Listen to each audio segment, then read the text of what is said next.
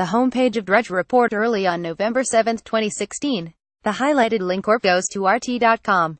Drudge Report archives by July 2016. According to the analysis site SimilarWeb, Matt Drudge's link aggregation site Drudge Report was the second most visited on the internet in the United States.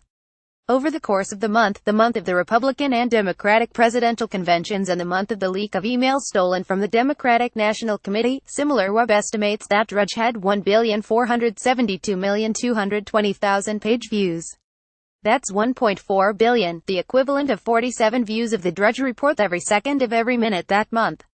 Being the second most visited site, incidentally, means that Drudge had more page views than Yahoo, Disney including ABC and ESPN, and Time Warner. It had more than the New York Times and the Washington Post, combined, with enough space left over to also outpace Hearst. By December, Drudge had fallen to third, the position it had held for most of 2016. That month, though, the number of page views had climbed to 1.83 billion. That's as though 58 people loaded Drudge Report every second that month.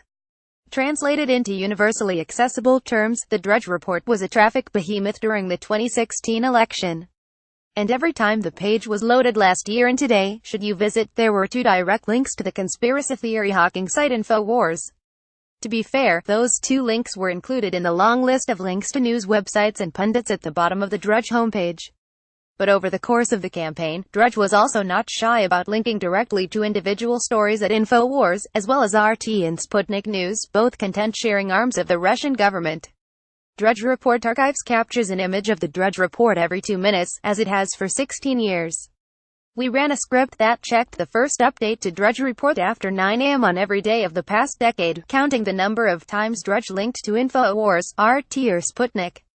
Over that period, excluding the 2 standing links to InfoWars, we tallied more than 1,000 links to those sites. Drudge started linking to InfoWars in 2010. His first link to RT was that same year. Sputnik News wasn't created until November 2014. Drudge's first link to that site came later that month. The first links to each InfoWars racist film Machete produced with taxpayer funds. RT Coldest Winter in 1,000 Years on its way. Sputnik European nations repatriate gold reserves from United States vaults. On 2 days, we found 4 links to the 3 sites on the Drudge homepage.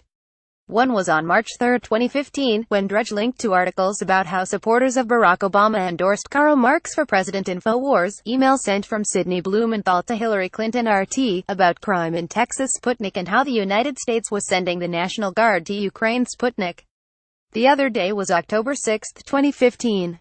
The 4 articles that day: activists using drones to spy on an NSA facility. Sputnik, how the Islamic State might be sneaking across the Mexico border. InfoWars, support for a white privilege tax by Clinton supporters. InfoWars, and that a mass shooter in Oregon was taking psychoactive drugs. InfoWars. There are probably 2 reasons that the Drudge Report linked to these sites with regularity. The first is that Drudge's taste in news often tends toward the more exotic. He clearly understands the sorts of things that people like to read.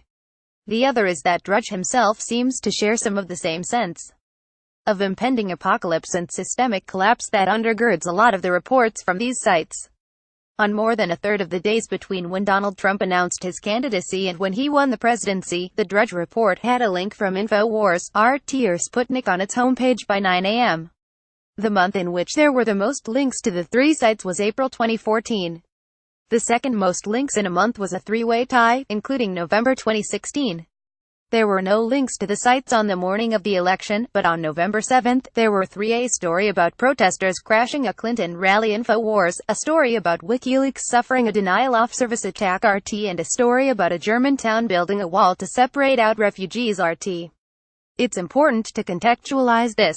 From 2014 to 2016, links to InfoWars, RT and Sputnik were only a small part of the links on the site. There were far more links to the Post, for example, and to Breitbart.